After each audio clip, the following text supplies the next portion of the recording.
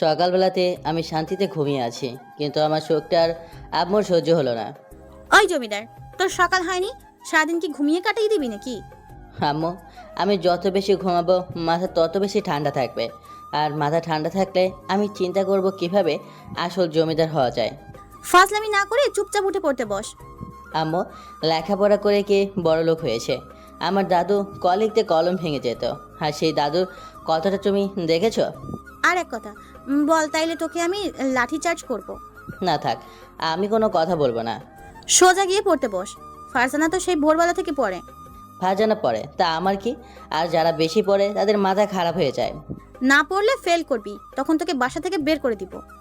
আম্মু, নিউটন বারবার ফেল করতো, কিছুই পারতো না। সে এখন খুব ফেমাস, আর আমিও একদিন নিউটন প্রো হব।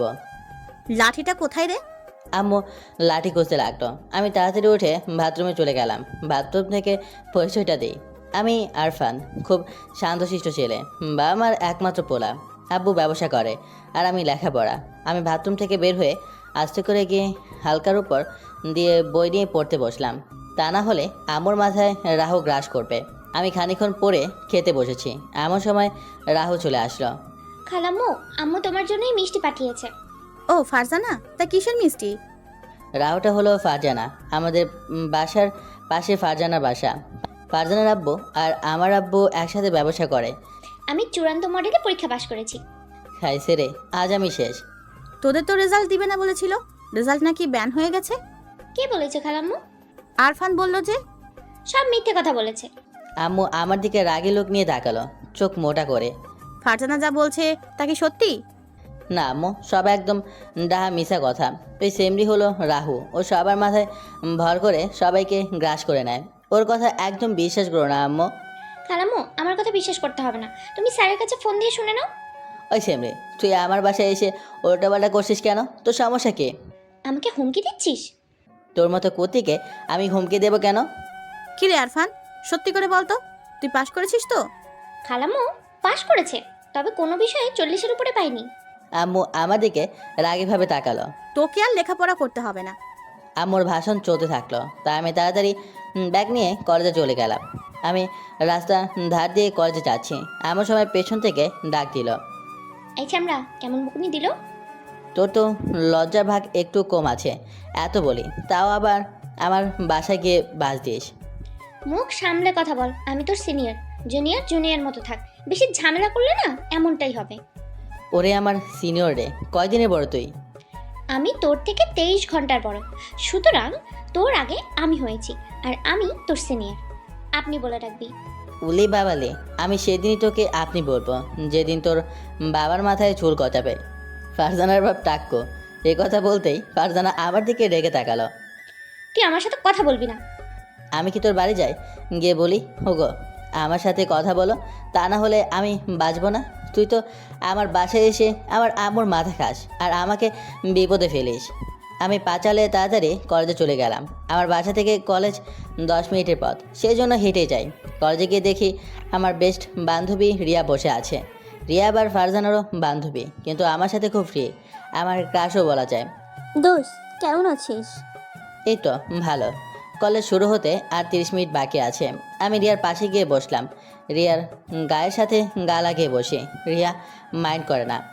দোস্ত, তুই প্রেম করিস না কেন? আমি যে প্রেম করব, কিন্তু তোর মতো একটা মেয়ে পাচ্ছি না। তুই প্রেম কর আমার সাথে। শয়তান, মুখে কিচ্ছু আটকায় না। তুই আমার বেস্ট ফ্রেন্ড। বেশ থেকে বয়ফ্রেন্ড বানিয়ে নে। মার খাবি। আমি এভাবে রিয়ার সাথে গল্প করছি, দেখি ফারজানা আর ওর বান্ধবীরা মিলে একসাথে বসে আছে। ফারজানা আর চোখে আমার দিকে তাকাচ্ছে। স্কুলের ঘন্টা বাজলে আমি আর রিয়া ক্লাসে চলে গেলাম। ফারজানা আমার পাশের বেঞ্চে বসে আছে, রিয়া আমার সামনে। ক্লাস করে 2টার সময় বাসা চলে আসলাম। বাসা আসার সময় ফারজানা আমার পেছনে পেছনে আসলো। ফারজানা ওর বাসা চলে গেল। আমি আমার বাসায় যাওয়ার পর ফ্রেশ হয়ে আসার পর আম্মু। কি রে, তুই নাকি কলেজে মেয়েদের বিরক্ত করছিস? আম্মুর কথা শুনে আমি তো আকাশ থেকে পড়ার মতো অবস্থা। বলে কি, কে বলেছে আম্মু এসব কথা? আমি খবর পাইছি, সতর্ক করলাম। আম্মু কে বলেছে বলো, আমি শুনতে চাই। কে বলেছে তা বলা যাবে না, কিন্তু আর যেন না শুনি। রাহু বলেছে এই কথা? না। আমি খেয়ে চুপচাপ শুয়ে পড়লাম। আমি ফেসবুকে লগ ইন করতে দেখি আমার সব পোস্টে হাহা রেট দিয়ে শেষ করে দিয়েছে। মেজাজ গরম হয়ে গেল। আমি সোজা তার প্রোফাইলে গিয়ে দেখি এটা ফারজানের আইডি। আমি ওর মেসেঞ্জারে মেসেজ দিলাম, ওই সেম রে, তুই আমার পোস্টে হাই রেট দিলি কেন? আমার ইচ্ছে, তাছাড়া আমার হাসি পেয়েছে তাই আমি হা হা দিয়েছি। কুত্তি, আমার পিক দেখতে তোর হাসি পায় আর তোর লজ্জা নেই? তুই তো বললি আমার সাথে কথা বলবি না, তো আমার পোস্টে হাই রেট দিলি কেন? আমি মোটেও আগে কথা বলি নাই, তুই আগে এসএমএস দিয়েছিস। তোরে ভালোভাবে বলছি, আমার পিক ও পোস্ট থেকে হাই রেট তুলে দে, তা না হলে আমি কিন্তু অন্য ব্যবস্থা নেব। কি করবি তুই? আসলে তোর লজ্জা কম, তা না হলে নির্লজ্জের মতো আমার প্রোফাইল দেখছিস না। তুই আমাকে অপমান করছিস? যাদের কান কাটা তাদের আর অপমান। এখনই সব পোস্ট থেকে হাই রেট তুলে দে। কিন্তু কোনো রিপ্লাই আসলো না। আমি ফেবোতে গিয়ে দেখি আমার পোস্ট থেকে হাই রেট তুলে গেছে। একটু পর রিপ্লাই আসলো, তুলে দিছি। আমি সোজা ব্লক করে দিলাম। ওকে আমার লিস্টে রাখার, বিনা টাকায় গোয়েন্দা রাখা এক ব্যাপার। দুপুরে একটা ঘুম দিলাম, বিকেলে আমি ছাদে গেলাম। গিয়ে দেখি ফারজানা ছাদে ওর ফুল গাছ দেখছে। আমি ছাদে রেলিং ধরে রিয়ার সাথে ফোনে আড্ডা দিচ্ছি। মিম আমার দিকে তাকালেও কোনো কথা বললো না। দেখি ফারজানা ছোটো বোন মিষ্টি ছাদে আসলো। আমাকে দেখে মিষ্টি, কেমন আছো ভাইয়া? এই তো বোন, ভালো আছি। তুমি কেমন আছো? মিষ্টির সাথে আমি খুব ভাব। মিষ্টি এবার ক্লাস 4-এ পড়ে। ভাইয়া আমিও ভালো আছি। এ মিষ্টি, আমাদের বাসায় এসো, আমরা ক্যারাম খেলবো না। আসছি ভাইয়া। মিষ্টি ছাদ থেকে দৌড়ে চলে আসতে লাগলো। ফারজানা মিষ্টি কিছু বলতে গেল, মিষ্টি কর্ণপাত না করে সোজা চলে আসলো আমার বাসায়। আমি আর মিষ্টি আমার রুমে বসে বসে ক্যারাম খেলছি আর গল্প করছি। খেতে খেতে রাত 9টা বেজে গেল। একটু পর দেখি ফারজানা আসলো। এ মিষ্টি, বাসে চল, রাত হয়ে গেছে। তুই যা আপু, আমি পরে যাব, এখন অনেকক্ষণ খেলবো। না, আর খেলতে হবে না, আম্মু ডাকে, চল। যা গিয়ে আম্মুকে বল আরফান ভাইয়ার এখানে আছে, তাহলে কিচ্ছু বলবে না। না, তুই বাসায় চল। এই রাহো, তুই আমার রুম থেকে বাইরে যা। তুই আমার রুমে থাকলে আমার রুমের মান সম্মান নষ্ট হয়ে যাচ্ছে। ফারজানা সোজা এসে আমার জামার কলা চেপে ধরলাম। একদম বেশি কথা বলবি না। আমি আসলাম আমার বোনকে নিতে, তুই আমার বোনকে কেন নিয়ে এসেছিস? আমি ফারজানার হাতটা ছাড়িয়ে ধাক্কা দিয়ে সরিয়ে দিয়ে, তোকে তো আমি ডাকিনি, তবুও তুই আসলি কেন? তোর লজ্জা করে না একটা পুরুষের রুমে আসতে? ফারজানা এদিক ওদিক তাকিয়ে, ওই পুরুষ মানুষ, তাকে তো দেখছি না। এই আমি পুরুষ মানুষ? পুরুষ মানুষ? তাও আবার তুই? তুই আমার থেকে পিচ্ছি, আর তুই গিয়ে হরলিক্স খাবি। তারপরে বড় হয়ে এসে বলিস যে তুই পুরুষ। কি, যত বড় মুখ না তত বড় কথা? আমি সোজাকে ফারজানার চুলের মুঠি ধরলাম। তারপর ফারজানা আমার 2 কান চেপে ধরলো। আমি ওরে একটা একটা চাটি দিলেও ও আমাকে 3টা চাটি দিচ্ছে। গায়ে কি জোরে বাবা! আমি ফারজানের পিঠে খুব জোরে একটা চড় দিলাম। আমাদের মারপিট মিষ্টি হা করে তাকিয়ে দেখছে। আম্মু তাড়াতাড়ি এসে আমাদের ছাড়িয়ে নিল। কি রে, তোরা এত বড় হইলি তবু এখনো ছেলে মানুষই গেল না? এখনো তোরা মারামারি করছিস? খালাম্মু, তোমার ছেলে আমার গায়ে আগে হাত তুলেছে। আম্মু, ওই কর্তি প্রথম আমার জামার কলা চেপে ধরেছিল। তুই আমার মুখের উপরে কথা বললি কেন? এই কেব্বে তুই, যে তোর মুখের নিচে কথা বলতে হবে? আম্মু না আসলে আজকে তোকে হসপিটালে পাঠিয়ে দিতাম। তবে আয় দেখি তোর গায়ে কত জোর। আমিও এগিয়ে গেলাম আর ফারজানাও আবার রুখে আসলো। আবার হাতাহাতি হলো। আমি ফারজানার চুল ধরে আরও কয়েকটা কষিয়ে দিলাম। ফারজানাও আমার কান ধুইটা সিগন্যাল জ্বালিয়ে দিল। আম্মু আমাদের দুজনকে আটকে রাখতে পারছে না, কিন্তু মিষ্টি হা করে আমাদের কাণ্ড দেখছে। কেমন পিঠে ঢোল বাজিয়ে দিলাম। তোর কানেও সিগন্যাল জ্বালিয়ে দিছি। আমি ফারজানের পিঠে কয়েকটা কিলঘুষি অনেক জোরে দিয়েছি। ফারজানা হাঁপিয়ে পড়েছে, নাকটা লাল হয়ে গেছে। তোরা কি এখনো ছোট যে মারপিট করছিস? এই ফারজানা, চল তোদের বাসায় নিয়ে আসি। তোকে দেখে নেব, দেখবো, সুযোগ পাই আবার দেব একদম। আম্মু ফারজানাকে তাড়াতাড়ি নিয়ে চলে গেল। গায়ে কি জোর! এত জোর আসে কোথা থেকে? আমার কান দুইটা জ্বলে যাচ্ছে। আমিও কয়েকটা দিয়েছি। সহ্য কর তুই। আম্মু ফারজানাকে বাসায় দিয়ে এসে, তুই কি এখনো বাচ্চা যে মারপিট করছিস? ওই শাকচুনি তো প্রথম আমাকে অ্যাটাক করেছে। ওর পিঠে দাগ কেটে গেছে। ঠিক হয়েছে, আমার সাথে পাঙ্গা নিশে আসা। কি হয়েছে? কানে ব্যথা, আমার কান লাল করে দিছে। তোরা আর বড় হবি না, চল খেয়ে নে। আমি খেয়ে দিয়ে শুয়ে পড়লাম। সমস্ত গায়ে আর কানে ব্যথা। পরদিন সকালে ঘুম থেকে উঠেই আউচ, সমস্ত গায়ে ব্যথা। শয়তানি সেমরিটার গায়ে কি জোর! আমার মাথা ব্যথা করছে। কান দুইটা মনে হয় ওর টাক্কু বাবার সম্পত্তি, যে ইচ্ছে মতো মালিশ করে দিয়েছে। সেইরকম আমিও সাইজ করে দিয়েছি। আমি সকালে উঠে ফ্রেশ হয়ে নাস্তা করে কলেজে গেলাম। ক্যাম্পাসে ঢোকবার সময় রিয়ার সাথে দেখা। হে আরফান, কি অবস্থা? আর কইস না দোস্ত, রিয়া আমার দিকে ভালোভাবে তাকালো। ওই, তোর কান লাল কেন? আর তোর মুখে চোখে খামচানোর দাগ কেন? কার সাথে মারপিট করেছিস? আর কইস না, একটা মেচি বিড়াল একটা না খেকো শকুন আমার উপর আক্রমণ করেছে। পেছনে তাকিয়ে দেখে ফারজানা আমার দিকে তাকিয়ে ফলছে। বলিস কি, দেশে তো এখন শকুন নেই। Shut up! যা মুখে আসছে তাই বলছিস? আমাকে কি মাংনা পেয়েছিস? তুই আর কেবে? তুই যে তোকে সম্মান দিয়ে কথা বলতে হবে, তোর সাইজ তো হোটেলের সাবানের মতো চুপসে গেছে। মুখ সামলে কথা বলিস। আমি শকুন? না, তুই হইলি শকুন প্রো, শুধু ডানা নেই, থাকলে পুরো শকুন। পাবলিক প্লেসে কিছু বললাম না। আমি তোর মতো নিচু না। যা যা, রাস্তা মাপ ডাইনি। আমি আর রিয়া চলে আসলাম। আমি আমার বন্ধুদের সাথে বসে আড্ডা দিচ্ছি। ফারজানা, রিয়া আর তাদের কিছু বান্ধবীরা এক জায়গায় বসে আছে।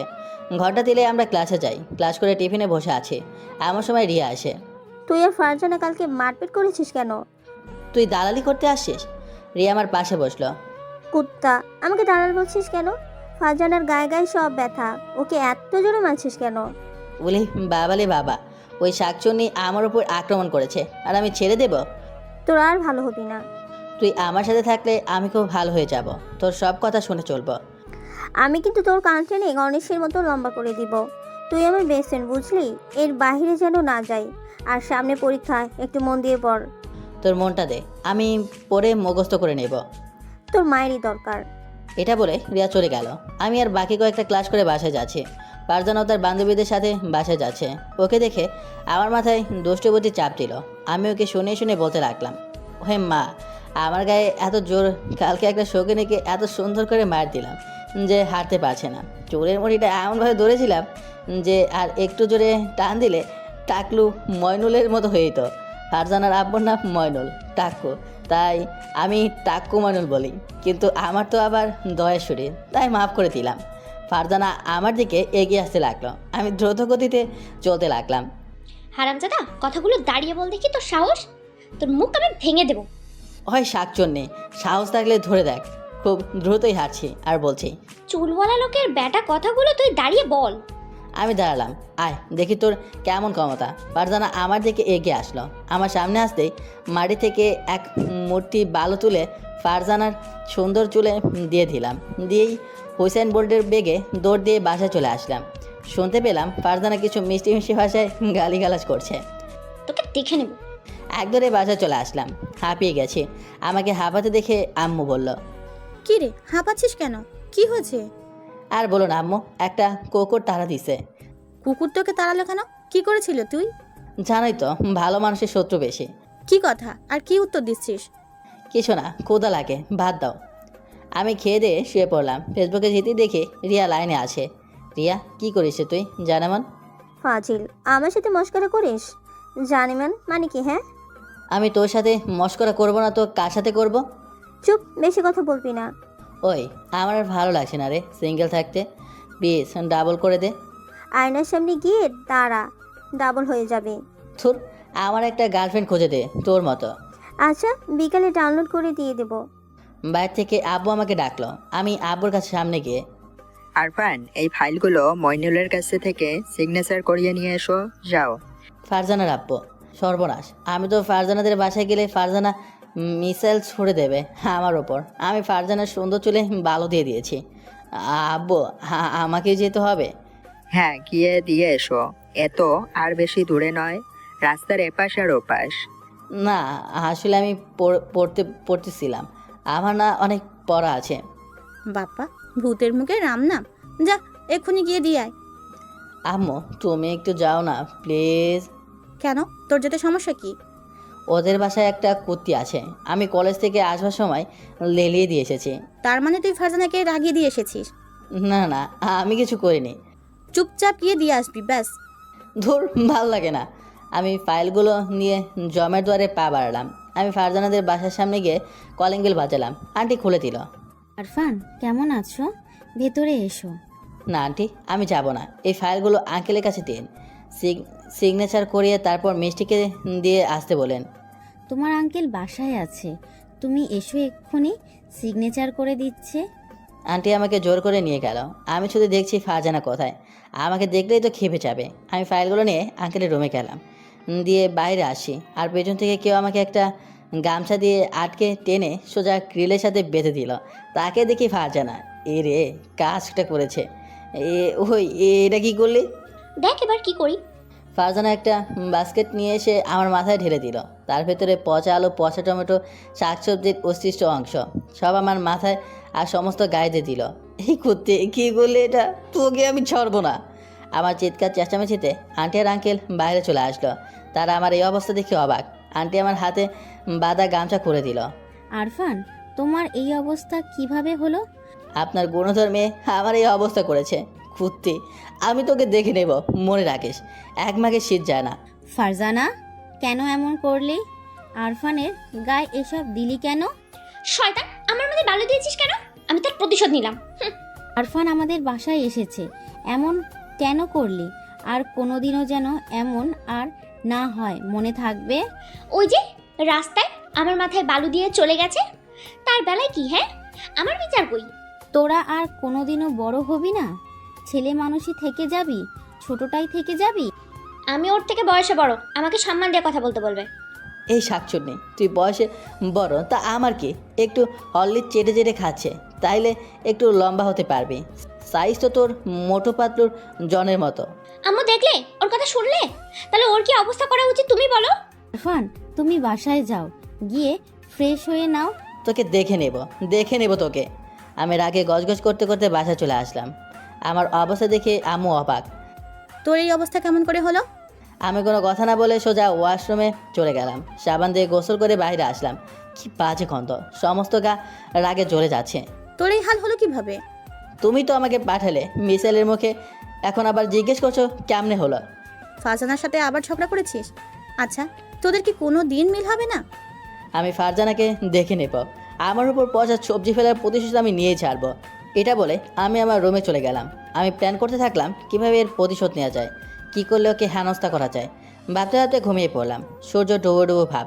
এমন সময় ঘুম ভেঙে গেল। আমি ফোনটা নিয়ে ছাদে চলে এলাম। গিয়ে দেখি ফারজানাও তার বান্ধবী প্লাস তার চাচাতো বোন ওদের সাথে বসে আড্ডা দিচ্ছে। কি করব, কীভাবে প্রতিশোধ নেব?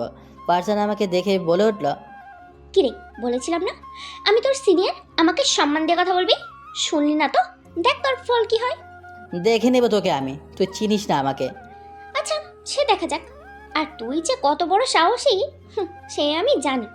রাতে ছুচু করতে খালামণিকে ডাকছিস, আর এখনো রাতে কারেন্ট চলে গেছে, অন্ধকারে ভয় পাস, আর আসছিস আমার সাথে পাঙ্গা নিতে। ওই শাকচুন্নি, তোর কেমন সাহস আমাদের বাসার সামনে আয়? না, তুই বাসার বাইরে আয়, আমি তোকে দেখে নেব। দেখি তোর কেমন বুকের পাটা।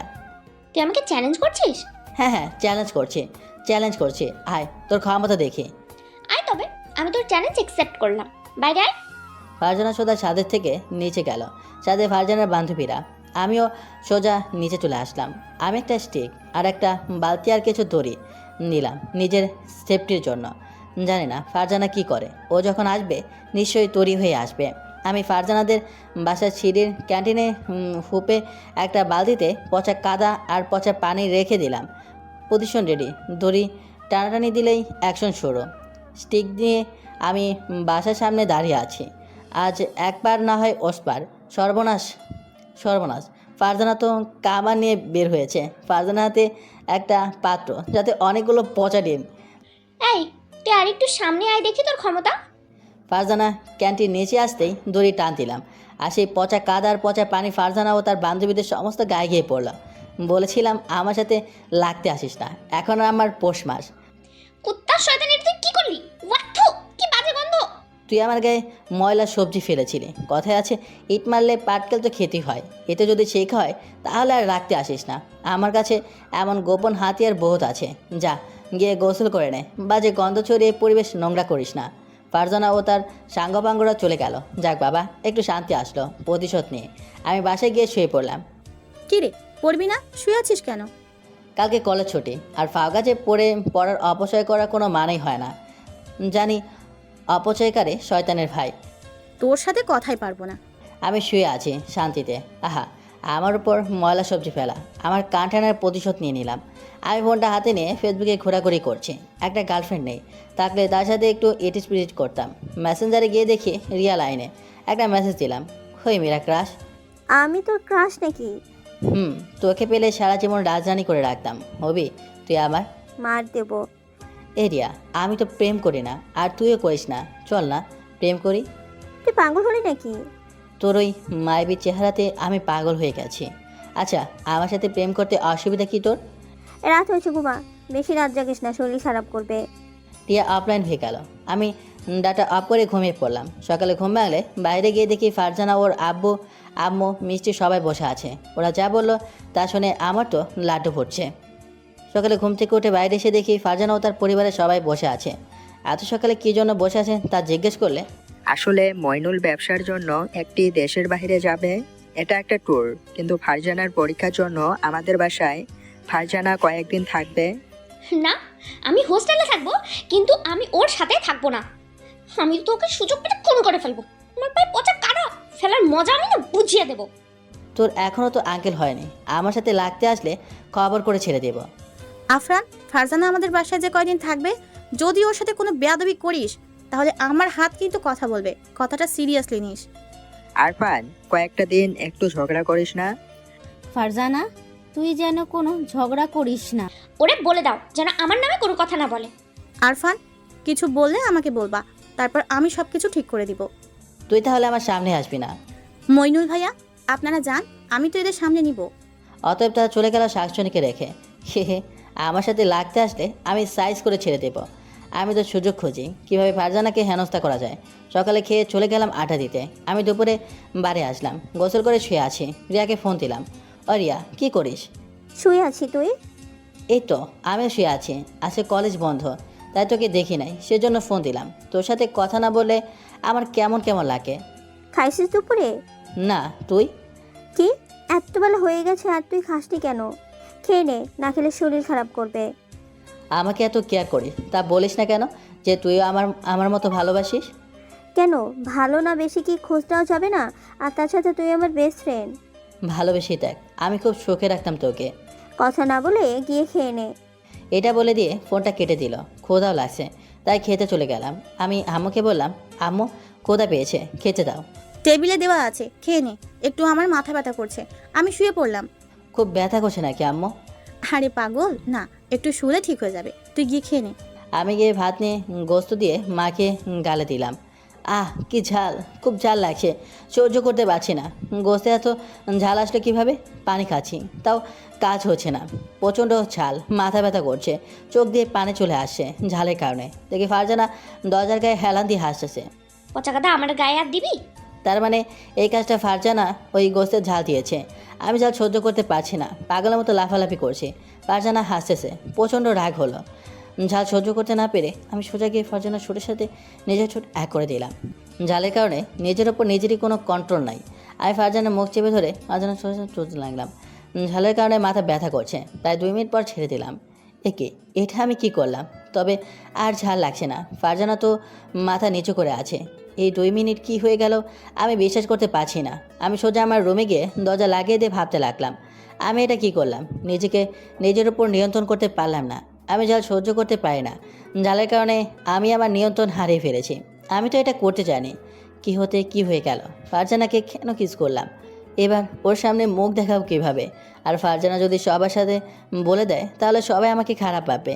ওহ, কী করলাম এটা আমি তো ফারজানার সামনে যেতেও লজ্জা পাবো। আমি ফারজানাও যে কি মনে করেছে কে জানে। আমি কি ফারজানাকে গিয়ে সরি বলবো? যাই, গিয়ে মাপ চেয়ে নিই। এই কাজটা তো করা উচিত হয়নি। আমি ফারজানার রুমে দিকে গেলাম। গিয়ে দেখি ফারজানা বালিশে মুখ গুজে কান্না করছে। ফারজানা হয়তো খুব কষ্ট পেয়েছে। আমি ফারজানার পেছনে খেতে এলাম। দেখ ফারজানা, যেটা হয়েছে সেটা একটা অ্যাক্সিডেন্ট, প্লিজ মাফ করে দিস। আমি এমনটা করতে চাইনি। আমি ঝাল সহ্য করতে পারি না, তার জন্য এমনটা করে ফেলেছি। চাইলে তুই আমাকে থাপ্পড় দিতে পারিস, তবুও প্লিজ কারোর সাথে বলিস না। ফারজানা ফোঁপিয়ে কান্না করছে। যতই হোক, বাঙালি নারী লজ্জা তার ভূষণ। দেখ, যেটা হয়েছে সেটা ভুলে যা, আমাকে ক্ষমা করে দে। ফারজানা ওঠে সোজা আমার গালে ঠাস করে 4-5টা চড় মারলো। আরও 10টা থাপ্পড় দে, তোর যতক্ষণ ইচ্ছা আমাকে মার, তবুও ক্ষমা করে দে। আর কারোর সাথে বলিস না। আমার সাথে তুই এটা কি করলি? তোকে আমি কোনোদিন ক্ষমা করবো না। তুই এটা ইচ্ছে করে করেছিস। বিশ্বাস কর, আমি ইচ্ছে করে করি নাই। আমি ঝাল সহ্য করতে পারি না। ঝালের কারণে আমি নিজের উপর কন্ট্রোল হারিয়ে এটা করে ফেলেছি। প্লিজ মাফ করে দে, আর কাউকে বলিস না। চলে যা আমার সামনে থেকে। আমি তোর মুখ দেখতেই চাই না। তুই এটা ইচ্ছে করে করেছিস, তুই আমার সামনে আসিস না। যদি তোর সামনে না আসি তাহলে তুই মাফ করে দিবি আর কারোর সাথে কিছু বলবি না তো? চলে যা আমার সামনে থেকে, আসিস না কোনোদিন আমার সামনে। আমাকে একা থাকতে দে। তুই তাহলে আমাকে মাফ করে দিয়েছিস তো বল? দূর হয়ে যা আমার সামনে থেকে, আসিস না আমার সামনে প্লিজ। ক্ষমা করে দিস, আমি অমনটা করতে চাইনি। আমি সোজা ছাদে চলে এলাম। ক্ষীর থেকে কী হয়ে গেল, আমি তো এটা করতে চাইনি, এটাই নিয়তি। যাই হোক, আমি ফারজানাকে বিরক্ত করবো না। এমনিতে দেখি কান্না করছে, এসব ভাবতে ভাবতে সন্দেহ হয়ে গেছে। ধুর, কেন যে কিছুটা করতে গেছি। আর আমারও বা কী দোষ ছিল? আমি ঝাল সহ্য করতে পারি না। প্রচণ্ড ঝালের কারণে কন্ট্রোল হারিয়ে গেছে আমার নিজের ওপর থেকে। আজ এটা হয়ে গেল, তা থেকে ফারজানা আমাকে অন্য চোখে দেখবে। রাতে না খেয়ে শুয়ে পড়লাম। দুপুরে সেই ঘটনার পর থেকে সব কিছু উল্টাপাল্টা হয়ে গেছে। ভেতরটা তিলে তিলে শেষ হয়ে যাচ্ছে। আমি খুব তাড়াতাড়ি উঠে কলেজে চলে গেলাম। কলেজে গিয়ে ক্যাম্পাসের একদম সাইডে বসে আছি, আশেপাশে কেউ নাই। কালকের ঘটনাটি আমার জীবনকে এলোমেলো করে দিল। আমি ছোট থেকে ফারজানার সাথে ঝগড়া করেছি, কিন্তু কখনো কোনো অশ্লীল কাজ বা কোনো কটু কথা বলি নাই। ফারজানা আমাকে ওর সামনে যেতে নিষেধ করেছে, আর আমিও কিভাবে যাব ওর সামনে? কোন মুখ নিয়ে যাব? মন খারাপ করে বসে আছে। পেছন থেকে রিয়া বলল, তুই এখানে বসে আছিস কেন? মন খারাপ নাকি তোর? না কিছু না। কিছু তো একটা হয়েছে, বল আমার সাথে। আমি তো তোর বেস্ট ফ্রেন্ড, আমাকে বল। আমার ভালো লাগছে না, তাই আমি উঠে ক্লাসে চলে গেলাম। রিয়া আমার এমন কাজের জন্য অবাক হয়ে গেছে। রিয়া আমার পেছনে পেছনে আসতে লাগলো। আমি ক্লাসে গিয়ে বসলাম। রিয়া আমার পাশে বসে। আরফান, কি হয়েছে বল? আমার সাথে কথা বলছিস না কেন? ভালো লাগছে না, প্লিজ বিরক্ত করিস না। আমি তোকে ভালোবাসি না, তাই আমাকে অ্যাভয়েড করছিস? আরে না, এমনি আমার মন খারাপ। না তো, তুই মিথ্যা কথা বলছিস। স্যার, ভাল লাগছে না, বাসায় যাব। আমি বাসায় চলে আসলাম। আসার সময় দেখে ফারজানা কলেজে যাচ্ছে। আমি ওকে দেখে অন্যপর দিয়ে আসলাম। কি করব? 2 মিনিটের কাজের জন্য আমার সব কিছু এলোমেলো হয়ে গেছে। আমার বাসায় আসার পর আম্মু জিজ্ঞেস করলেন, কি রে, এখন বাসায় আসলি কেন? কলেজ করলি না? ভালো লাগছে না, তাই চলে আসলাম। আমি আর কোনো কথা না বলে রুমে চলে আসলাম। রুমের দরজা বন্ধ করে শুয়ে আছি। আচ্ছা, আমি তো কোনো জায়গা খাইনি, তাহলে এত কষ্ট পাচ্ছি কেন? ফারজানার সামনে যেতে আমার লজ্জা লাগছে কেন? কি করব? আমি কি আপাতত বাসা থেকে চলে যাব? কিন্তু বাসা থেকে চলে গিয়ে আম্মুকে ছেড়ে তো থাকতেও পারবো না। কালকে সারা রাত ঘুমাই নেই, হালকা ঘুম আসলো। আমি ঘুমিয়ে পড়লাম। ঘুম থেকে উঠে দেখি 3টা বাজে। আমি গোসল করে কিছু খেয়ে নিলাম। ফারজানা তাহলে নিশ্চয়ই কলেজ থেকে বাসায় এসেছে। আমি ছাদে গিয়ে বসে আছি, নির্বাক নয়নে তাকিয়ে আছি আকাশ প্রাণে। আচমকা কেউ ছাদে আসলো। তাকে দেখি ফারজানা ছাদে আসলো। আমি মাথা নিচু করে ফারজানার সামনে থেকে চলে আসলাম। পেছনে তাকানোর মতো সম্মানটুকু হারিয়ে ফেলেছি। আমি রুমে গিয়ে বসে আছি। দেখি রিয়া অনেকগুলো মিস কল দিয়েছে। আবার রিয়া ফোন দিল। ওই আরফান, কি হয়েছে তোর? কলেজ থেকে এভাবে চলে আসলি যে? কি হয়েছে বল আমাকে। অ্যাভয়েড করে চলছিস কেন? আসলে আমার শরীরটা খারাপ করছিল, তাই চলে আসি।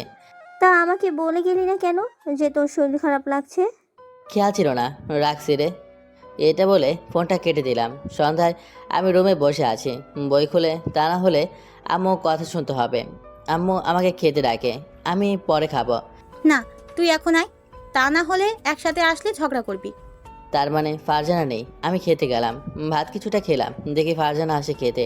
ফারজানা আসতেই আমি প্লেটে হাত ধুয়ে চলে আসলাম। আমার এমন কাজের জন্য আম্মু জিজ্ঞেস করলো, কি রে, সম্পূর্ণ খেলি না কেন? ক্ষুধা নেই তাই। আসলে ফারজানা চলে এসেছে, তাই ফারজানার সামনে আমার থাকতে লজ্জা করছে। কোন মুখে থাকবো ফারজানার সামনে? আমার চলে আসা দেখে ফারজানা কিছুটা হলেও অবাক হয়েছে।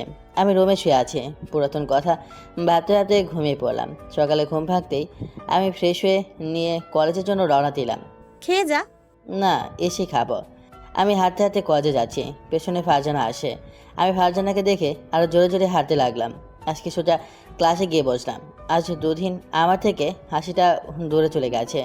ক্লাস শুরু হলে দেখি ফারজানা আমার সোজাসুজি বেঞ্চে বসে আছে। আমি মন খারাপ করে ক্লাস করছি।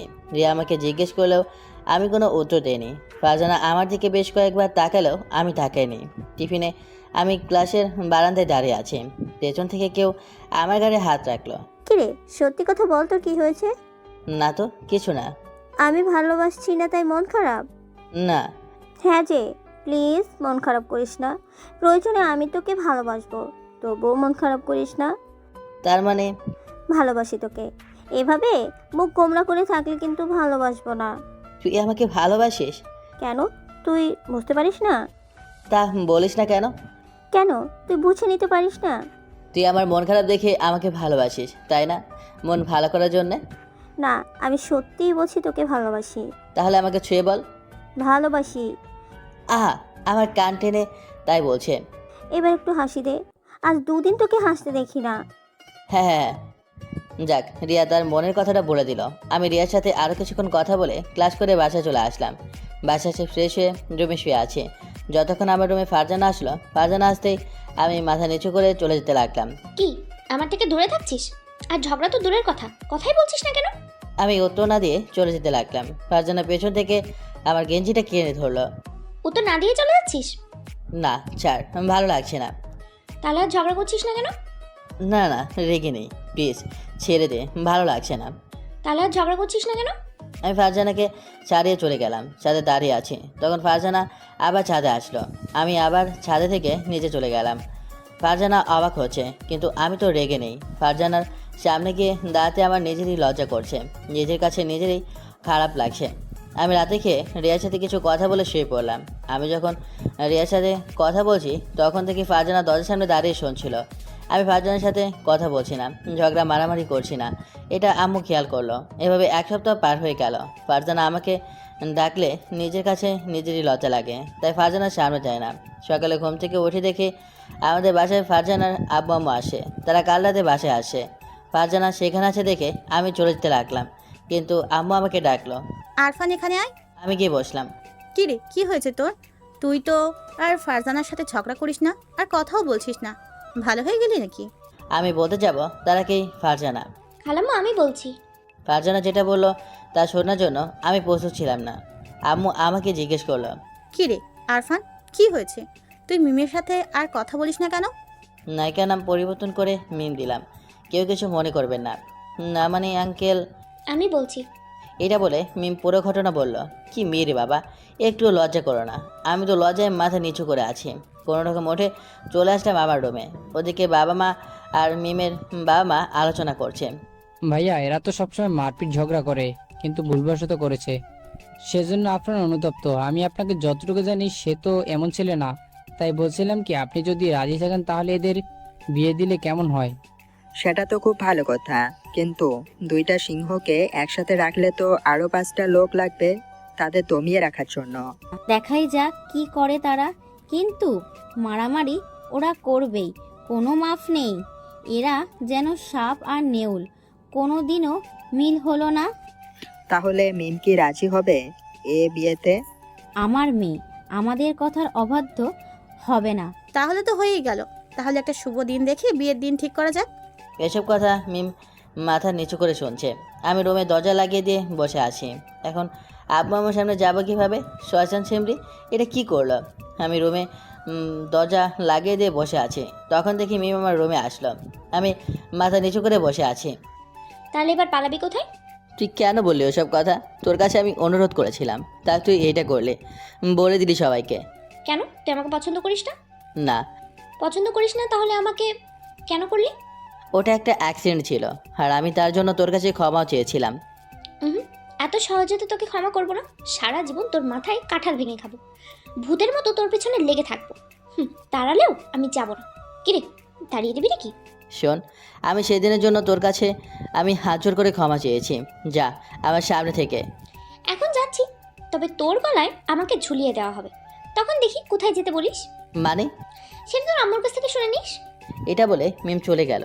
কি ও কি বলতে চাইছিল আর কি জানতে বললো আম্মুর কাছ থেকে? আমি আম্মুর কাছে গিয়ে জিজ্ঞাসা করলাম, আম্মু মিম কি শুনতে বললো? কেন, ও তোকে বলে নাই? কি বলবে? তোর বিয়ে দিব মিমের সাথে। এটা শুনে আমি ফ্লোরে বসে পড়লাম। আমি তো রিয়াকে ভালোবাসি, আর রিয়াও আমাকে ভালোবাসে, কিন্তু মিমের সাথে আমার বিয়ে হলে যে রিয়াকে ঠকানো হবে। আর আমি যে রিয়াকে খুব ভালোবাসি, আমি মিমকে বিয়ে করতে পারবো না। সেটা আমি কি জানি? তোর পাপা বিয়ের জন্য প্রস্তুতি নিতে বলছে। আমফান ঝড় আবার আসলেও তোর বিয়ে আটকানো যাবে না। এটা বলে আম্মু চলে গেল। মিমও যথেষ্ট রূপবতী, কিন্তু আমি তো শুধু মিমকে ঝগড়াটে চোখে দেখেছি, কখনো প্রেমের চোখে দেখি নাই। আর আমি যে রিয়াকে খুব ভালোবেসে ফেলেছি। কি করব এখন আমি? চিন্তায় আমার মাথা ব্যথা করছে। আমি সেই একভাবে ফ্লোরে বসে বসে চিন্তা করছি। একটু পর দেখি মিম আসলো। তা মিস্টার হবু জামাই এভাবে বসে আছিস কেন? তুই কেন করছিস এই বিয়ে? প্লিজ বিয়েটা ভেঙে দে। আমাকে কিস করে এখন বলছিস বিয়ে ভেঙে দিতে? কেন করেছিস কিস? তোর ওই একটা পাপ্পি আমার সব কিছু এলোমেলো করে দিচ্ছে। প্লিজ মাফ করে দে। আমি তো বলেছি ঝালের কারণে আমি কি করেছি নিজেও জানি না। তাছাড়া তুই মাংসে কেন চাল মিশিয়ে রেখেছিলি বল? তাহলে তুই আমার গায়ে কেন পচা কাদা পচা পানি ফেলেছিলি? তুই আমার গায়ে পচা সবজি কেন গিয়েছিলি? শয়তান, তুই আমার মাথায় বালি কেন দিয়েছিলি? তুই আমার কান টেনে লাল করেছিলি কেন? এখন আবার কান টেনে লাল করে দেবো। আমাকে কিস করা? এটা বলে মিম আমার দুই কান ধরে টান দিতে লাগলো। আমি মিমকে ছাড়িয়ে নিলাম, কারণ আমারও সব ভালো লাগছে না, সব ভালো লাগছে না। আর আমি এই বিয়ে করতে পারবো না। আমি রিয়াকে ভালোবাসি, আর রিয়াও আমাকে খুব ভালোবাসে। কি? রিয়াকে ভালোবাসা? আমাকে কিস করে রিয়াকে ভালোবাসা? লুচু ছেলে, দাঁড়া, তোর মজা দেখাবো আমি। একবার বিয়েটা হোক না, তোর ভালোবাসা নিংড়ে বের করে দেবো। তোকে আমি ভালোবাসি না, প্লিজ তুই এই বিয়েটা করিস না। আমি রিয়াকে ভালোবাসি। মা, তাই রিয়াকে ভালোবাসো? আরেকবার রিয়ার নাম করলে না মেরে বালি চাপা দিয়ে দেবো। মাইন্ডেড। এটা বলে মিম চলে গেল। শালার একটা কেস আমাকে এইভাবে বিপদে ফেললো। আমি যে রিয়াকে ভালোবাসি তার কি হবে? আমি কিভাবে রিয়াকে ঠকাবো? আমি প্ল্যান করলাম আমি বিয়ের দিন পালিয়ে যাব। এভাবে মিমের অত্যাচার শুনতে শুনতে বিয়ের দিন ঘনিয়ে আসলো। আমি রিয়াকে কিছুই জানিনি যে আমাকে এভাবে হাড়ি কাঠে রাখা হচ্ছে। কালকে আমার বিয়ে, আয়োজন তেমন না। আমি বিকেলে দাঁড়িয়ে রিয়ার সাথে ফোনে কথা বলছি, চিন্তার মুহূর্তেও কথা বলছি। আর চিন্তা নেই, কারণ আমি তো বিয়ের দিন পালিয়ে যাব। আমি রিয়ার সাথে একটু রোমান্টিকভাবে কথা বলছি, জানো বাবু, এইসব বলছি। 30 মিনিট কথা বলার পর ফোনটা কেটে দিয়ে পেছনে তাকিয়ে দেখি মিম আমার দিকে তাকিয়ে আছে। মিম এমনভাবে তাকিয়ে আছে যেটা দেখে আমার বুক থেকে পানি শুকিয়ে গেছে। জোড়া ফ্রু কুচকে আছে, কপালে ভাঁজ পড়ে গেছে। কার সাথে কথা বলছিলি? আমার ভালোবাসার সাথে। কে তোর ভালোবাসা? রিয়া। আমি রিয়াকে ভালোবাসি। কুত্তা, কাল তোর বিয়ে, আর আজ অন্য মেয়ের সাথে ফুষ্টি নষ্ট করে কথা বলছিস? আমি মানি না এই বিয়ে। তোর বাবা মানে? আর তুই জানিস না। দাঁড়া, তোকে সাইজ করছি। সর এখান থেকে, আমার সাথে কথা বলবি না। কি? দাঁড়া, তোর ব্যবস্থা করছি। এটা বলে মিম ছাদের এদিক ওদিক তাকাতে লাগলো। ছাদের ধারে ফুলের টপের পাশ থেকে একটা লাঠি নিয়ে এসে আমার সামনে ধরে। বল এবার কাকে ভালোবাসিস, আর আমি কোথায় যাব? রিয়াকে ভালোবাসি, আর তুই আমার সামনে থেকে চলে যা। এটা বলতেই মিম লাঠি দিয়ে আমাকে পিটাতে লাগলো। আমাকে মারছে, তা গায়ের শক্তি গায়ে রেখে, কিন্তু দুই একটা জোরেও মারছে। আর আমি মায়েরে বাঁচাতে আমি মিমের হাত থেকে লাঠিটা নিয়ে নিলাম। মিম আমার হাত থেকে লাঠিটা নেওয়ার জন্য লাফালাফি করতে লাগলো। আমি লাঠিটা উঁচু করে রেখেছি, আর মিম আমার হাত থেকে নেওয়ার জন্য প্রাণপণ চেষ্টা করতে লাগলো। ও লাফ দিয়ে লাঠি নিতে গিয়ে আমার ওপরে এসে পড়লো। আমি সামলাতে না পেরে সোজা পড়ে গেলাম, আর মিম আমার ওপরে। ওরে বাবারে, হতচ্ছাড়ি, তোর জন্য আমার কোমরটাই ভেঙে গেল রে। আহা, কি ব্যথা। মিম আমার ওপর থেকে উঠে গেছে। ঠিক হয়েছে, তোর পাপের শাস্তি। তুই বিয়ের জন্য প্রস্তুতি নেই, তোকে আমি সোজা করে দেবো। এটা বলে মিম চলে গেল। কি শয়তান মেয়ে রে বাবা, যদি একে বিয়ে করি তাহলে আমার কপাল পড়েছে। আমি আস্তে আস্তে উঠে সোজা রুমে চলে গেলাম। ভাবতে লাগলাম কিভাবে বিয়েটা আটকানো যায়। আমি রিয়াকে ফোন দিলাম। রিয়া, তুমি কি আমাকে সত্যিই ভালোবাসো? হ্যাঁ, হঠাৎ একথা জিজ্ঞেস করছো কেন? না, এমনি। তুমি আমাকে নিয়ে পালিয়ে যেতে পারবে? তোমার মাথা ঠিক আছে? কি চাতা বলছো? তুমি এখনো বেকার, তোমাকে নিয়ে পালিয়ে গিয়ে থাকবো কোথায়, খাবো কি? প্লিজ পালিয়ে চলো। আমি পারবো না। রিয়া আমার কোনো কথা না শুনে ফোনটা কেটে দিল। চাক শালা, কি হবে? আমি কি একাই পালিয়ে যাব? পেছন থেকে মিম। পালানোর চেষ্টা করলে কিন্তু তোর খবর আছে। দে, তোর ফোন আমার কাছে দিয়ে দে। তোর আর ফোন চালিয়ে কাজ নেই। মিম চেলের মতো ছো মেরে আমার কাছ থেকে ফোনটা নিয়ে নিল। এই, আমার ফোন দে। আমার ফোন তুই নিলি কেন? আমি তোর বড়, আর আমার মুখে মুখে তর্ক করছিস? আমি যেটা বলবো সেটা শুনতে হবে, তা না হলে প্রচুর মাইর দিব।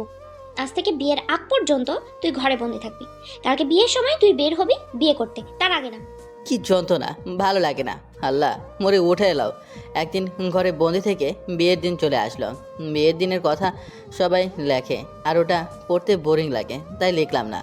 সন্ধ্যায় আমি সবার সাথে বসে আছি। মিম রুমে বসে আছে। আল্লাহ, একটু পর আমাকে জবাই দেবে। 11টার দিকে আমাকে জোর করে হাড়ি কাটে ঢুকিয়ে দেওয়া হলো। আমি ভয়ে ভয়ে রুমে গেলাম। আস্তে করে বেলকনির দিকে যেতে লাগলাম, কিন্তু মিম ধমক দিল। আয় এদিকে আয়। আমি ভয়ে ভয়ে গেলাম। কাঠ পর্যন্ত মিম কার থেকে নামলো। আমি ভাবলাম আমাকে সালাম করবে, কিন্তু এসেই আচমকা আমার পাঞ্জাবির কলার চেপে ধরে। শোন, তোকে আমি শেষবারের মতো একটা কথা বলি, তুই আমার সব কথা শুনে চলবি, তাহলে আমি কিছু বলবো না, তোর সব কথা শুনবো।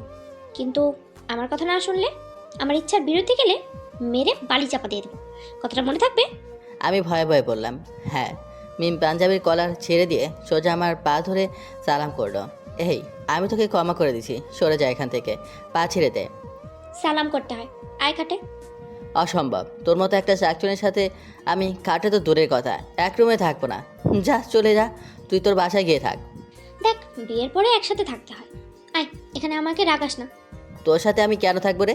তোর শরম করে না একটা পরপুরুষ মানুষের সাথে থাকলে? তোকে শেষবারের মতো বলছি, আমাকে রাগাস না। আমি শেষবারের মতো বলি, চলে যা, দরজা খোলা আছে। এটা বলতে মিম সোজা আমার উপরে ঝাঁপিয়ে পড়ে, আমাকে কিলঘুষি মারতে থাকে। আমিও কম কেসে, আমিও পাল্টা আক্রমণ করতে লাগলাম। আমি ওর চুল চেপে ধরলাম, মিম আমার কান খামচে ধরলো। বিরাট মারপিট করতে লাগলাম, সাথে চিৎকার। আমাদের চিৎকার চেঁচামেচিতে আব্বু আম্মু আর বাসায় থাকা কয়েকজন, মানে আমাদের চাচাতো ভাই বোনেরা চলে আসলো। আমাদের থামিয়ে দিয়ে, কে রে, তোরা বাসর রাতেও মারপিট করছিস? তোরা কি ভালো হবি না? আম্মু, ও আমার কোনো কথা শুনছে না, আমাকে রাগিয়ে দিচ্ছে। ওই কেব্বে তুই যে তোর কথা আমায় শুনে চলতে হবে? চল, রাস্তা মাপ। দেখ, তোরা স্বামী স্ত্রী, এখন আর ঝগড়া করলে চলে না, নিজেদের মধ্যে মিটিয়ে নিস, আর যেন কোনো ঝগড়া না হয়। আমি তো ঝগড়া করতে চাচ্ছি না, কিন্তু ও তো নিজেই ঝগড়া করছে। আরফান, আর যেন না শুনি, এবার কিন্তু আমি মায়ের দিব, কথাটা মাথায় থাকে যেন। এটা বলে আমরা রুম থেকে চলে গেল। আয়, আমরা ঝগড়া না করে চল না একসাথে থাকি। আমরা তো বড় হয়েছি, এখন থেকে আর ঝগড়া করবো না, ঠিক আছে? তুই আমার কানটার লেগে? আচ্ছা, আমার কথা শুনে চলবে, তাহলে আর ঝগড়া করবো না। কেব্বে তুই যে আরফান তোর কথা শুনে চলবে? আমার বাসা, আমার রুম, আমার ঘাটে বসেছিস, তোর কথা শুনে চলতে হবে? তুই কি প্রেসিডেন্ট? এখানে থাকলে হলে আমার কথা মতো থাকতে হবে। আচ্ছা, আমিও তো সব কথা শুনে চলবো। বল কি কথা? আমার রুম থেকে যা। কই যাব? আর আজ থেকে তো এটা আমার রুম, তোর সব কিছুই তো আমার, আমি তোর অর্ধাঙ্গিনী, আর তুই আমাকে বলছিস চলে যেতে? সর, আমার ঘুম পাচ্ছে। তুই ঘুমা, আমি তোর মাথায় হাত বুলিয়ে দেবো। লাগবে না, তোর বিশ্বাস নেই, তুই মির্জাপুরের থেকেও বেশি বিশ্বাসঘাতক। মুখ সামলে কথা বল। সর, আমার ঘুম পাচ্ছে। আমি খাটে গিয়ে শুয়ে পড়লাম। সারাদিন অনেক ধকল খেয়েছে, আমি শোয়ার সাথে সাথেই ঘুম চলে আসলো। সকালে আমার ঘুম ভাঙতেই রক্ত গরম হয়ে গেছে রাগে। সকালে ঘুম থেকে উঠে দেখি মেয়ে আমার বুকের ওপর শুয়ে আছে, একদম নিষ্পাপ শিশুর মতো শুয়ে আছে, বাচ্চাদের মতো করে। কিন্তু আমার মাথায় শনি চাপ দিল। আমি এক ধাক্কায় খাট থেকে ফেলে দিলাম। শাকচন্নি, তুই সারা রাত আমার উপর ভর করেছিলি। নিমো ভয় পেয়ে গেছে, ও খানিকটা চমকে গেছে। শাকচন্নি, পেতনি, ডাইনি, তুই আমার ওপর কেন শুয়েছিলি? আমার 8 ফিট লম্বা খাটে কি আর কোনো জায়গা ছিল না? কুত্তা, তুই আমাকে খাট থেকে ফেলে দিলি কেন? তোকে তো আজকে আমিও তোর ব্যবস্থা নিচ্ছি। আমার বুকে ভর করা। মিম সোজা লাফ দিয়ে উঠে খাটে এসে আমাকে দিয়ে আমার বুকের ওপর বসে 2 হাত দিয়ে আমার গলা চেপে ধরে আছে। আমাকে ঘুমন্ত অবস্থায় ধাক্কা দিয়ে খাট থেকে ফেলে দেওয়া? তোকে আজকে আমি জমের বাড়ি পাঠিয়ে দেবো। বাঁচাও, কে আছো? বাঁচাও, ডাইনি আমাকে মেরে ফেললো। আমি মিমকে ছাড়িয়ে ওর নাক টেপে ধরলাম। আমি এক হাত দিয়ে ওর নাক আর এক হাত দিয়ে চিমটি কাটছি, চারটি দিচ্ছি। মিমও থেমে নেই, সেও অ্যাকশন চালিয়ে যাচ্ছে। আমার চুলের মুঠি চেপে ধরে আছে আর এক হাত দিয়ে কিলঘুষি মারছে। আমাকে খাট থেকে ধাক্কা দিয়ে ফেলে দাও, দেখ কেমন লাগে। আমার বুকে থাকা দেখ। আমাদের মারামারি আর গন্ডগোলের শব্দে আব্বু আর বাচ্চারাও চলে আসলো। আম্মু তো আমাদের কাণ্ড দেখে চোখ বড় বড় করে আমাদের দিকে তাকিয়ে আছে। বাচ্চারা আমাদের ছাড়িয়ে নিল। আল্লাহ, তোরা কি কোনো দিন ভালো হবি না? সারা জীবন এমন ঝগড়া মারপিট করবি? ওই, আমাকে খাট থেকে ধাক্কা দিয়ে ফেলে দিয়েছে। কেন ধাক্কা দিল আমাকে? ঘুমন্ত অবস্থায় ধাক্কা দিয়েছে। ওর তো আমি তোকে লাথি দিয়ে নেটওয়ার্কের বাইরে ফেলে দেওয়া উচিত। তোদের মারামারি করে রাগ মেটেনি? ওরে তো সেই এরশাদের আমল থেকে পিটাইলেও রাগ মিটে না। তোকে আমি মেরে জমের মতো সাইজ বানিয়ে দেবো, হতচ্ছাড়া। আমি আর সহ্য করতে পারছি না। নে, তোরা মারপিট কর, দেখি কতক্ষণ পারিস তোরা। আজ সারা দিন তোরা মারপিট কর, আজ তোদের এটাই কাজ। ওই টাক্কুর মেয়ে, তোকে আমি যুদ্ধের জন্য আহ্বান করছি। আয়, দেখি তোর কত ক্ষমতা।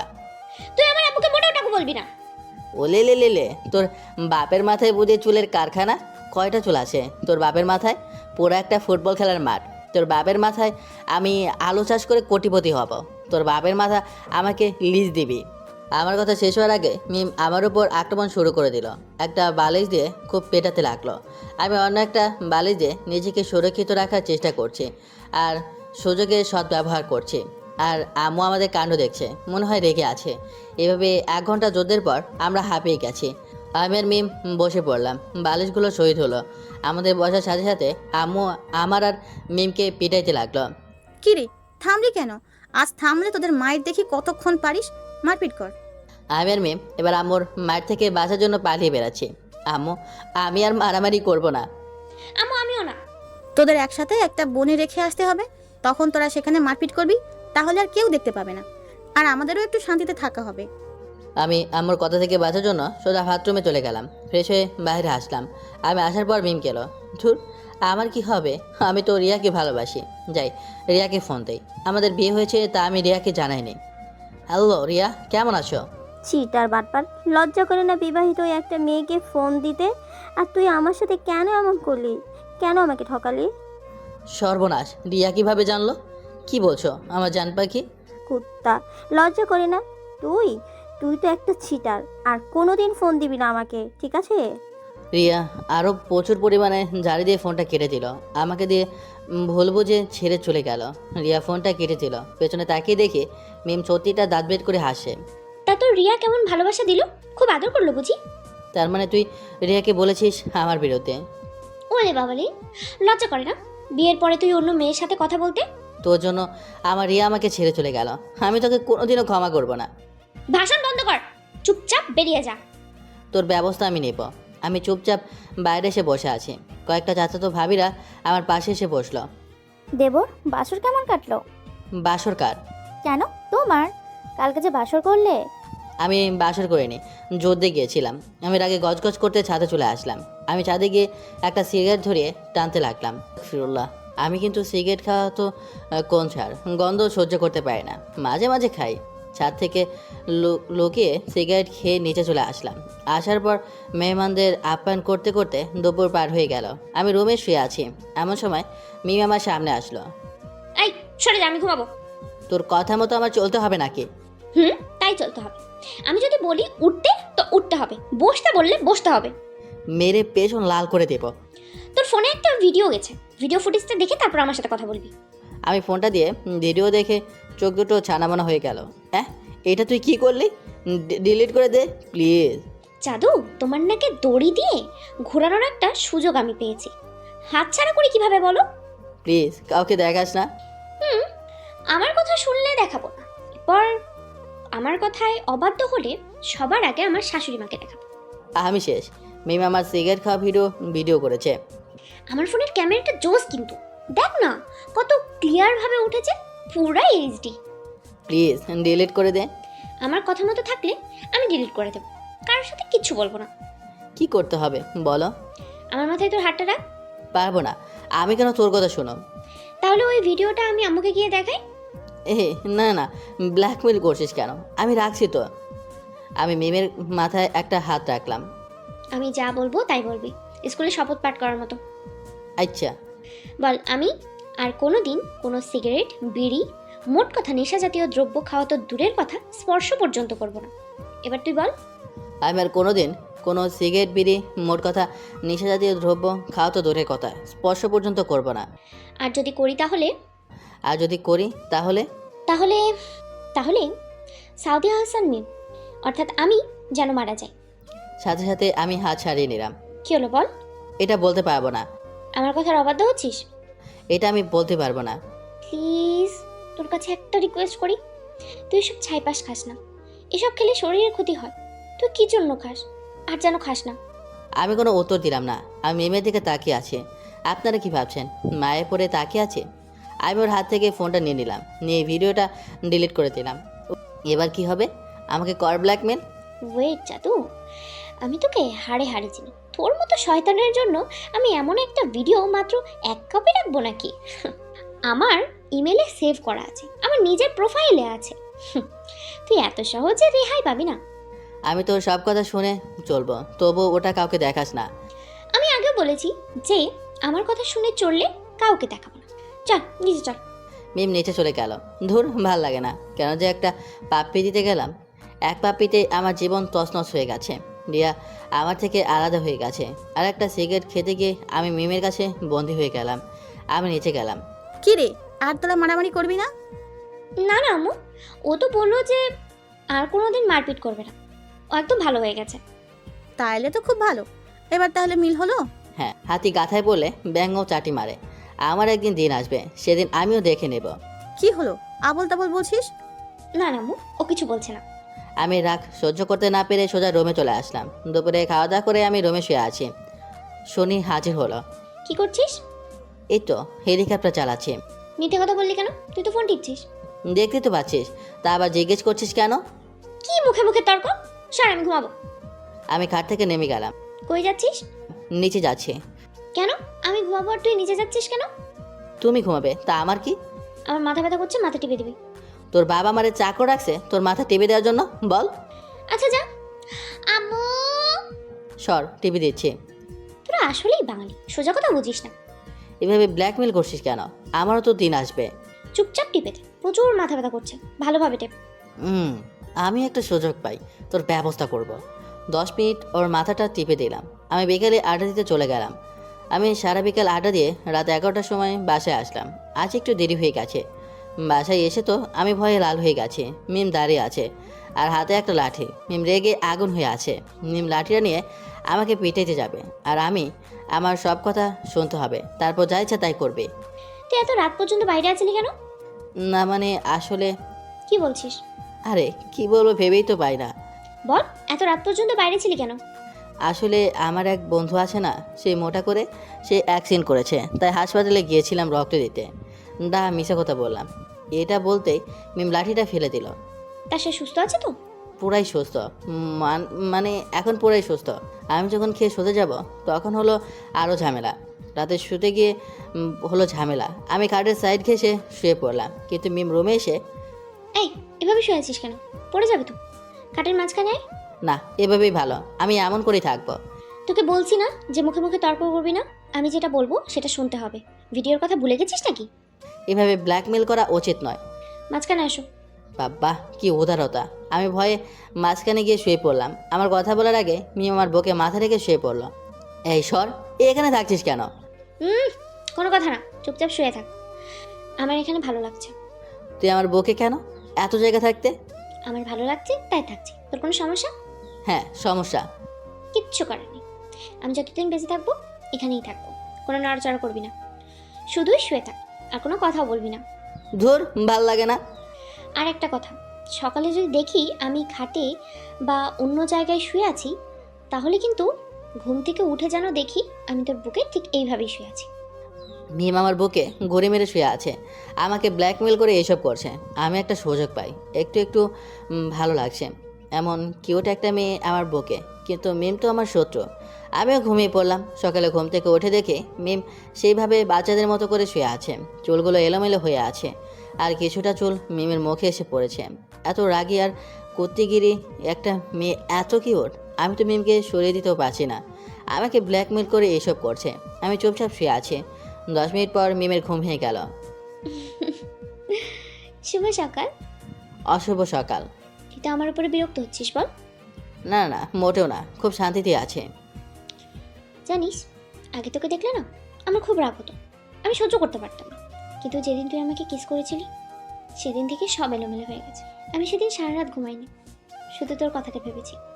জানিস, যখন পাপিটা দিয়েছিলি তখন আমার একটা অন্যরকম অনুভূতি হয়েছিল, যা আমি বলে বোঝাতে পারবো না। কিন্তু আমি রাগের বশে তোকে থাপড় দিয়ে ফেলেছিলাম। এই, আমি যেসব কাজ করছি তোকে রাগিয়ে দিচ্ছি, তা তুই কি বোর হচ্ছিস?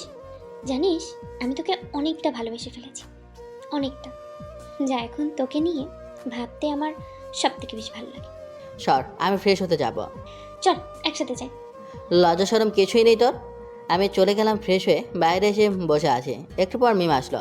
আমি বেলকনিতে বসে বসে বাতাস খাচ্ছি আর ভাবছি কীভাবে মুক্তি পাওয়া যায়। আমি এসব আর সহ্য করতে পারছি না। কিছুক্ষণ পর মিম আমাকে রুমে রাখলো। শোন, গুছিয়ে নে, আমরা আমাদের বাসায় যাব। তুই যা, আমার ইচ্ছে নেই। একদম মুখে মুখে তর্ক করবি না, যেটা বললাম সেটা গিয়ে কর। আমি তো গুছিয়ে আছি, এত আর লন্ডনে যেতে হবে না। আমি এই 3 কোয়ার্টার প্যান্ট পরে যাব। একটু পর দেখি মিম লাঠি নিয়ে আমার দিকে আসে। আমি তো রীতিমতো ভয় পেয়ে গেছি। কী জন্য লাঠি নিয়ে আসেন? আমাকে মিথ্যা বলা, আমার সাথে চিট করা, কি করলাম? কাল রাতে বন্ধুর সাথে পার্টি দিয়ে আমাকে মিথ্যা কথা বলা। এই রে, জানলো কিভাবে? মিম লাঠিটা নিয়ে আমাকে মারতে থাকলো। আমার প্রচণ্ড রাগ হচ্ছে। আমি আজকে আর কোনো আটকালাম না, চুপচাপ সহ্য করে যাচ্ছি। কিন্তু লাঠি 2-3টা বাড়ি দিয়ে মিম আমার দিকে তাকিয়ে আছে। আমার দিকে একভাবেই তাকিয়ে আছে। থামলি কেন? মার আমাকে, আমাকে আরও পেটা। তোর কি কষ্ট হয়ে গেছে? তুইও তো আমাকে মারিস, কিন্তু এখন কোনো প্রতিবাদ করলি না কেন? তুই আমার জীবনটা শেষ করে দিয়েছিস। তোর জন্য আমার সব কিছু শেষ। নিজের স্বাধীনতাটুকু হারিয়ে গেছে। থামলি কেন? মার। তুই আজকে আর আমার উপরে আক্রমণ করলি না কেন? চুপচাপ সহ্য করছিস কেন? কেন থামলি? মার আমাকে। সবসময় তো আমাকে প্যারা দিস। আমাকে হয় মুক্তি দে, না হলে শেষ করে দে। আমার আর এসব ভালো লাগছে না। তুই রাগ করেছিস আমার উপর? তুই তো সবসময় আমার সাথে ঝগড়া করিস। আমি একটা মারলে তুই 2টা মারিস, কিন্তু তোর কেন এমন পরিবর্তন হয়ে গেল? হ্যাঁ, আমার দুর্বলতা সাইডের ভিডিও ফুটেজ দিয়ে আমাকে ভয় দেখায়, ব্ল্যাকমেল করিস আমাকে। আমাকে তো তোর দাস বানিয়ে রেখেছিস। ওই, খুব লাগছে না রে? দেখ, আমি ভাবছি তুইও আমাকে মারবি, আমার সাথে মারামারি করবি, সেই জন্য আমি তোর গায়ে হাত তুলেছি। আমি বুঝতে পারিনি তুই এমনটা করবি। সর এখান থেকে, গরমের জোতাদান করতে আসছে। ওই, আমি তো তোকে খুব ভালোবাসি, আর আমি সব সময় তো তোর সাথে মারপিট করি, ঝগড়া করি, কিন্তু তুই তো কোনোদিন এমনটা করিস নাই, তো এখন কেন করছিস? কিছু বলাও তো তোকে যাবে না। কিছু বলতে গেলেই ভিডিওর ভয় দেখাস। তুই কি ভাবছিস আমি ওই কথা সবাইকে বলবো? মোটেও না। আমি কেন এমন করব? আর সেই ভিডিওটি তোকে দেখানোর পরেই ডিলিট করে দিয়েছি। তুই আমার লাইফটা হেল করে দিয়েছিস। আমাকে ক্ষমা করে দে। আমি বুঝতে পারিনি যে তুই কষ্ট পাচ্ছিস।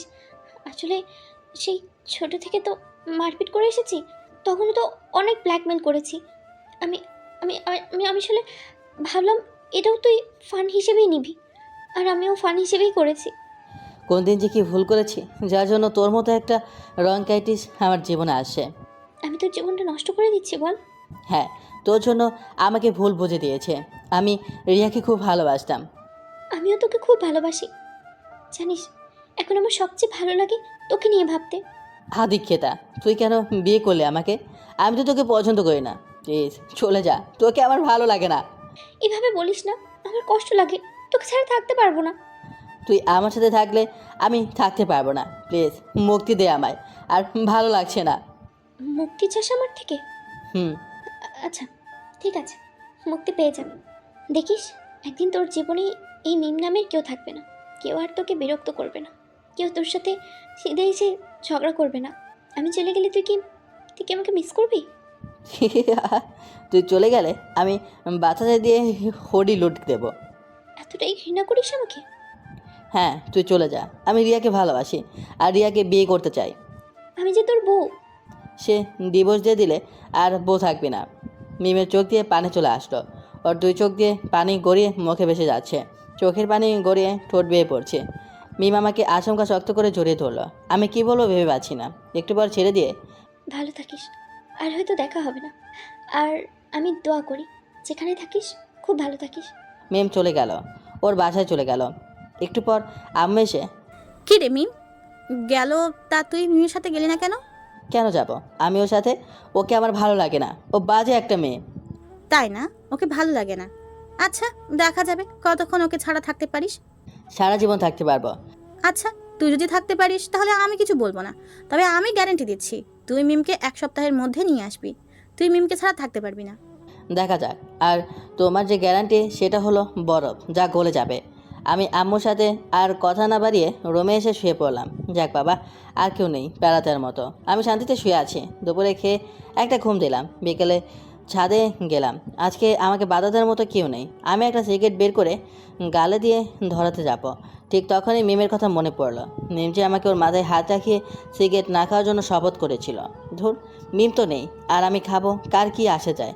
আমি সিগারেট মুখে দিতে গেলে শুধু মিমের কথা মনে আসে। কিছুতেই সিগারেট খেতে পারছি না।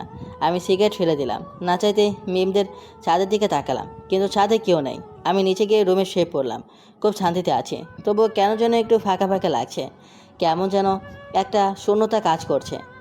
আমি রাতে খেতে গিয়েও ঠিকভাবে খেতে পারছি না। ধুর, আমি তো মিমকে ঘৃণা করি, তা আমি কেন এসব ভাবছি? আমি রাতে খেয়ে শুতে চলে আসলাম। আমি খাটের ধার করে শুয়ে পড়লাম, কিন্তু আজ তো মিম নেই। তাহলে আমি কেন এসব ভাবছি? আমি তো পুরো খাটে শুয়ে রাজত্ব করব। আমি শুয়ে পড়লাম, চোখ বুঝতেই মিমের ছবি ভেসে আসলো। ছোটোবেলাতে মিম কেমন মোটু কিউট ছিল, কত মায়ের দিছি, কত ঝগড়া করেছি। আমার ঘুম আসে, কিন্তু আমার চোখে শুধু মিমের চেহারাটাই ভেসে আসছে।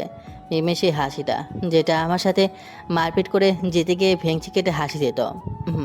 কেন ওই শাকচুনির কথা মনে আসে? আমি মনের সাথে যুদ্ধ করতে করতে ঘুমিয়ে পড়লাম। সকালবেলাতে ঘুম চোখে মিমকে বুক থেকে সরিয়ে দিতে গিয়ে শক খেলাম। মিম কই?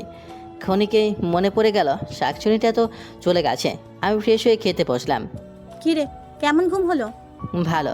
সত্যিই ভালো ঘুম হয়েছে? হ্যাঁ, সত্যিই ভালো ঘুম হয়েছে। আমার তো ভালো ঘুম হয়েছে, শুধু মেমকে একটু মিস করেছি, আর কিছু না। কিন্তু কয়েকদিন গেলেই ভুলে যাব। আমি রুমে এসে শুয়ে পড়লাম। অন্যান্য দিনে এ সময় আমি মেমের সাথে মারপিট করতাম। যাক বাবা, আজকের বিরক্ত করার জন্য কেউ নেই। আমি ফোনটা দিয়ে ঘাটাঘাটি করছি, হঠাৎ গ্যালারিতে গিয়ে দেখি মেমের কিছু পিক। তাইলে সেদিন ফোন দিয়ে পিক তুলেছিল। আমি কি মনে করে মেমের পিকগুলো দেখতে লাগলাম। শাকচুনি পিক তুললে এত সুন্দর হয় নাকি? কত সুন্দর করে সেলফি তুলেছে। পিকগুলো ডিলিট করতে গিয়েও পারলাম না ডিলিট করতে। কেমন একটা মায়া কাজ করলো। আমার ভালো লাগছে না, তাই একটু বাইরের দিকে গেলাম। অন্যদিকে মেমের সাথে মারামারি করে সবসময় পার হয়ে যায়, কিন্তু আজ সময় মোটেও যাচ্ছে না। এক এক মিনিট মনে হচ্ছে এক একটা মাস। কেন এমনটা হচ্ছে? বাইরে ভালো লাগছিল না। আমি বাসায় এসে গোসল করলাম, মাথা ধরেছে। আমি অনেকক্ষণ গোসল করলাম, গোসল করে বাইরে আসলাম। কিছুই ভালো লাগছে না। ওই মেয়েটা এমন কি করলো যে আমি ওর কথা সবসময় ভাবছি? দুপুরে দিলাম ঘুম, বিকেলে বসে আছি। কি রে আরফান, কি করছিস? এই তো বসে আছি।